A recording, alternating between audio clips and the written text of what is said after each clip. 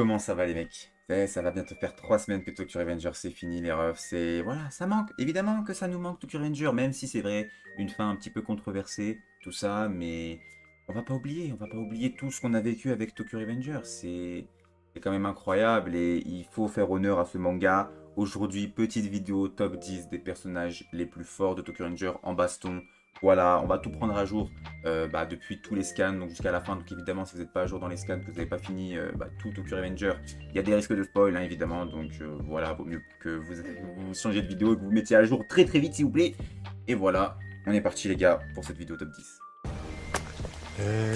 意外。マイキーって頭も切れるんだね。Et en 10e position, on commence avec évidemment Hanma Shuji, aka le dieu de la mort, les gars. Beaucoup de questions autour de ce personnage, mais au final, très peu de réponses. C'est ça qui est un petit peu dommage au niveau tour de ce personnage, tout simplement.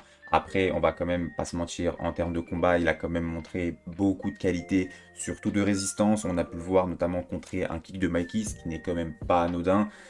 On a pu aussi le voir évidemment 2 fois face à Draken quand même. Et face à Draken, il a quand même bien tenu, même si c'est vrai que dans la globalité, il était quand même dominé.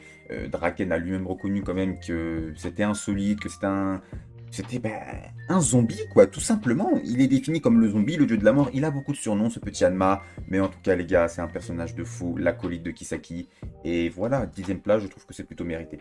En 9e position, les gars, évidemment, le démon chaleur, aka Engri, les gars. Mais bordel, qui s'y attendait à ce moment-là? La mise en scène avec Smiley qui parle avec Mitsuya. Il lui dit que son frère est 100 fois plus fort que lui. Et tu vois ce qui vient après? Ran, Rindo, Mochi, Mucho, en l'espace de quelques secondes. Et avec un bras et une jambe cassée, les gars. C'était tout simplement incroyable. Bon, évidemment, après, on a Kakusho qui arrive, mais je pense que Kakusho aurait quand même beaucoup plus galéré si Engri déjà était en pleine forme de base, hein, parce que comme je l'ai dit, il avait un bras et une jambe cassée. Mais c'est tout simplement fou ce qu'il a réalisé à ce moment-là, les gars. Engri, dommage qu'on l'ait pas revu après, mais c'était tout simplement fou. Et Engri 9e place, je pense que c'est quand même grandement, grandement mérité. En 8e position, les gars, je mets Kakusho. Et là, je sais que ça va faire polémique, ça va faire grincer des dents. Mais je me suis posé, j'ai réfléchi et je me suis dit, qu'est-ce que je retiens de Kakusho d'un point de vue des bastons? Arc Tenjiku, bon, il a fumé Payan, Engri et tout ça, ok, mais les mecs, ils venaient de sortir d'un combat, ils étaient en infériorité numérique de fou contre le Tenjiku et tout ça, donc bon, ils étaient dans un sale état, donc au final, ça enlève un peu de la prouesse qu'a réalisé Kakusho.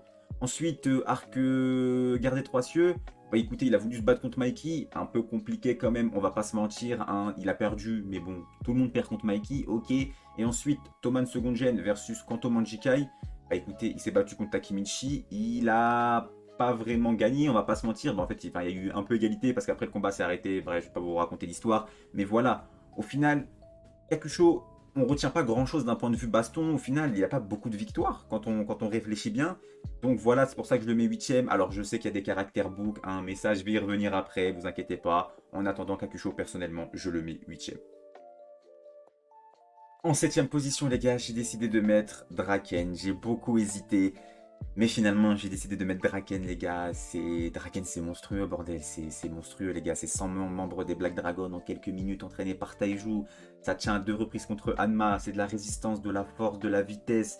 Il a tout, les gars, Draken. C'est trop fort, les gars. C'est le bras droit de Mikey. C'est pas pour rien. Et là, vous allez vous dire, mais enfin, là, tu dis que des trucs positifs et tout ça. Pourquoi il est que 7ème? C'est parce que, les gars, ce qui arrive devant, c'est tout simplement aussi trop, trop fort. Ok. En 6ème, les gars, j'ai décidé de mettre Taiju, les gars. Voilà, l'ancien chef de la 10e génération des Black Dragons, hein. J'ai beaucoup hésité avec Draken, comme je vous l'ai dit, mais j'ai décidé de mettre Taiju juste au-dessus pour ce qu'il a réalisé pendant la baston entre le Kanto Manjikai et le Toman 2e génération. Voilà, hein, l'avoir 1v2 comme même Wake Benkei. Alors oui, Waka et Benkei, ils s'étaient fatigués, hein, après leur combat contre le petit chien et le petit chat, hein. Mais voilà, ça reste quand même une prouesse de fou. On parle quand même de Waka et Benkei, hein, qu'on va retrouver un petit peu plus haut dans ce top. Mais voilà, les gars, c'était quand même une prouesse de fou. Et pour moi, c'est ce qui a fait pencher un petit peu la balance pour Taiju par rapport à Draken dans ce top. En cinquième position, les gars, j'ai décidé de mettre tout simplement Wakasa et Benkei, comme je vous l'ai dit juste avant. Voilà, pour moi, ils sont indissociables tous les deux. Il y en a certains qui veulent mettre des fois Wakasa plus fort que Benkei, juste parce qu'il a plus de flow, hein. Littéralement, c'est pour ça. Mais si on se base sur ce qu'on a vu, franchement, je trouve que ils sont indissociables. Il n'y en a pas un qui est plus fort que l'autre. Les points forts de l'un, c'est les points faibles de l'autre. Donc pour moi, je les mets à égalité. À l'époque, voilà, ils se sont fait la guerre pendant des années quand ils étaient chefs de leurs gangs respectifs. Avant que Shinichiro arrive à les réconcilier, il n'y a jamais eu de vainqueur qui s'est démarqué entre les deux. Donc voilà, après c'était les plus forts de leur époque, comme l'avait dit Takeomi, c'était le duo le plus fort. Enfin voilà les gars, c'est des monstres à leur prime. Alors évidemment, dans ce qu'on a vu dans le Kantomanji Kaitoman, peut-être qu'ils étaient plus à leur prime. Mais voilà, en tout cas les gars, à leur prime, c'était des monstres. Et pour moi, ils méritent leur cinquième place.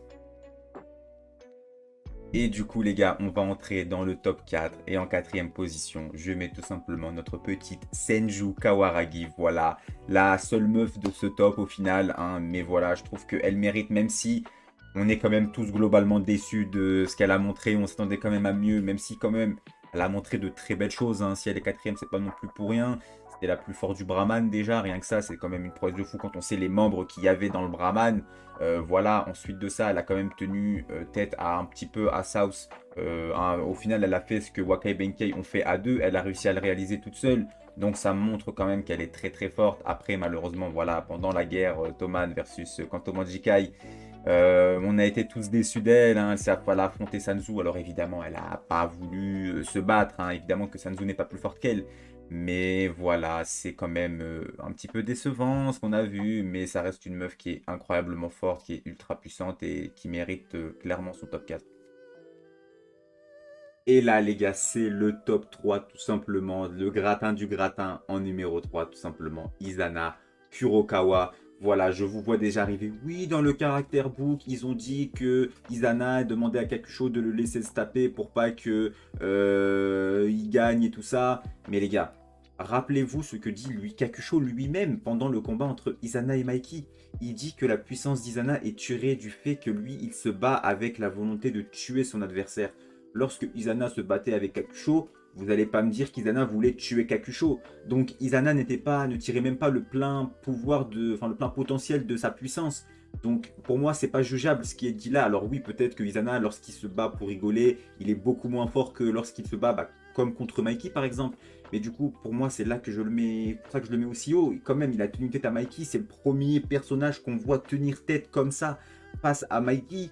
Donc les gars, pour moi, je suis désolé, mais Izana, c'est un top 3 qui est amplement mérité. Voilà, il est troisième parce que les deux du dessus, c'est tout simplement des monstres intersidéraux, tout ce que tu veux, frère. C'est même pas des humains, frère. Mais voilà, les gars, pour moi, Izana, troisième, c'est sa place. Et du coup, les gars, là, on va entrer dans une autre catégorie, les gars, avec le numéro 2 et le monstre South Terrano, les frères. Ce mec, il est sorti de nulle part, les gars. Au début, tu le vois, j'ai cru que c'était Mochi la première fois que je l'ai vu, j'ai pas compris. Le mec, il est arrivé, il te trimballe inouï comme un sac Louis Vuitton. Ça n'a aucun sens, il te le balance à la simple force de ses bras. Enfin bref, les gars, South, les mecs. Et on va raconter tout ce qu'il a fait, si vous voulez. Kakusho, il te le défonce. Draken aussi. Ensuite, il te fume Waka Benkei. Ensuite, Senju. Et bon, il perd contre, évidemment, le mec qui sera premier de ce classement. Vous l'aurez compris, les gars. Hein. Mais les gars, mais ça, c'est un monstre, bordel. C'est tout simplement. Ouais, c'est un monstre, les mecs. Le mec, il est là que pour se battre. Même après, à la fin, au mariage, tout ce qu'il voulait, c'est se battre contre Mikey. Enfin bref, les gars, qu'est-ce que vous voulez que je vous dise de plus, hein, à part que South deuxième et que il y a un gap quand même entre le deuxième et le troisième, hein, entre South et Izana. Je pense qu'on est tous d'accord là-dessus.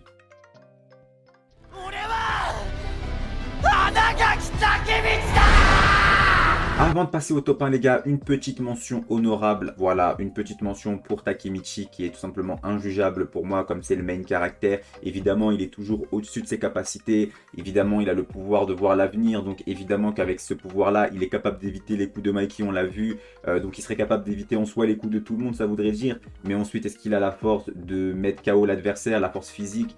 Ça, c'est moins sûr. C'est pour ça que j'ai pas voulu le classer, les gars. C'est quand même très compliqué de juger la force de Takemichi dans l'œuvre. Mais voilà, fallait quand même souligner Takemi Goat, évidemment. Et on n'oublie pas aussi Matsuno Chifuda. Voilà, bien sûr. Allez, le numéro 1. Dis donc, il y a des positions identiques qui portent pas le même nom dans le Kama Sutra. Et évidemment, les gars, en numéro 1, qui d'autre que Mikey, les mecs. C'est le seul personnage invaincu du manga. Le seul mec qui n'a perdu aucun combat. Et un monstre, les gars, avec ou sans pulsion, dans les deux cas, les gars, il est trop fort, les frères. La résistance aussi, on l'a pu voir qu'il était ultra résistant. Il prenait des coups de barre, de fer, de tout ce que tu veux, il restait debout. En termes de force, les gars, surtout avec les pieds, c'est qui te met, c'est n'importe quoi. Il peut te balancer des motos. Enfin bref, les gars, quasiment tous les mecs du top que je viens de citer, il les a affrontés, il les a fumés, presque tous. Si on enlève Engri et Draken, les membres du Toman, il les a tous affrontés quasiment. Il les a tous fumés. C'est Mikey, les gars, c'est le plus fort du manga. C'est. Voilà. Enfin bref, même Takemichi, il a rien pu, il a pas pu le battre, Mikey. Donc, non, les gars, Mikey, c'est la première place, c'est mérité. Et voilà, les gars, mettez du respect sur Mikey. Pulsion sombre, pas pulsion sombre, c'est le petit BG de ce manga, le petit nain de Tokyo est trop fort. Et voilà les gars, c'est la fin de cette petite vidéo top 10. Voilà, n'hésitez pas à me dire quel est votre top 10, parce que celui-là, c'est que mon avis, évidemment, que mon appréciation par rapport à ce que j'ai compris du manga, mon interprétation, voilà. Donc vous, n'hésitez pas à me dire en commentaire votre top 10, voilà, à débattre aussi, tout ça. Et pour débattre encore plus, si vous voulez, il y a mon Discord qui sera en description. Donc surtout, n'hésitez pas à le rejoindre. Moi les gars, je vous dis à la prochaine. Vive Tokyo Revenger, vive Chifu, et à la prochaine.